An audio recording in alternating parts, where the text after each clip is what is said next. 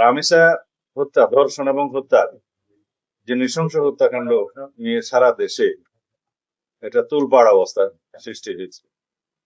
জনপ্রত্যাশা অনুযায়ী আমরা অত্যন্ত সংক্ষিপ্ত সময়ের মধ্যে দ্রুততার সাথে ডিএনএ টেস্ট করে পোস্টমর্টম রিপোর্ট এবং চার্জশিট কোর্টে দাখিল করে আমরা খুব সংক্ষিপ্ত সময়ের মধ্যে এই বিচার কার্য পরিচালনায় সহযোগিতা করেছি। বিচার করেছে আদালত।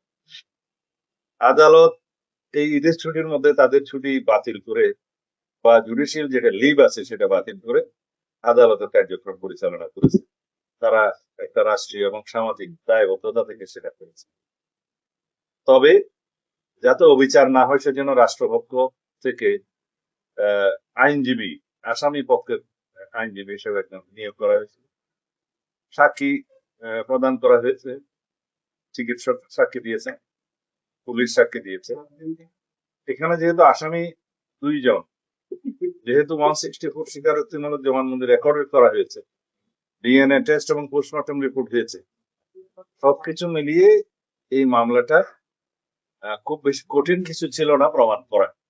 আমরা প্রমাণ করতে সক্ষম হয়েছি এবং আদালত ন্যায় বিচার করেছে, আসামিদের মৃত্যুদণ্ড দিয়েছে। এখন আমরা বলতে পারি যে বাংলাদেশের এই বিচারিক ইতিহাসে এবং পুলিশের গ্রেপ্তার এবং তদন্তের কার্যক্রমের ইতিহাসে এটা একটা মাইল ফলক। এভাবেই আমরা ইনশাআল্লাহ জনপ্রত্যাশা অনুযায়ী দেশে আইনের শাসন প্রতিষ্ঠা করতে চাই। আশা করি আমরা সকলের সহযোগিতা পাবো।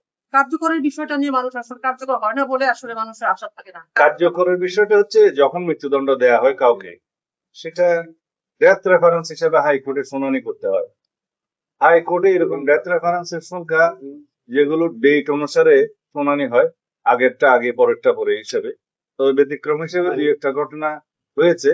আমরাও এই বিষয়টা মাননীয় সুপ্রিম কোর্টের নজরে আনবো এবং অ্যাটর্নি জেনারেলের কাছে আমরা বলবো যাতে রামিসা হত্যার যে ডেথ রেফারেন্স শুনানিটা যাতে সিরিয়াল একটু এগিয়ে আনা যায় আইনানুগ ভাবে, তাহলে পরে ডেথ রেফারেন্স শুনানির পরে যদি মৃত্যুদণ্ড বহাল থাকে তখন কার্যকর করা কোনো সময় বিলম্ব হবে না।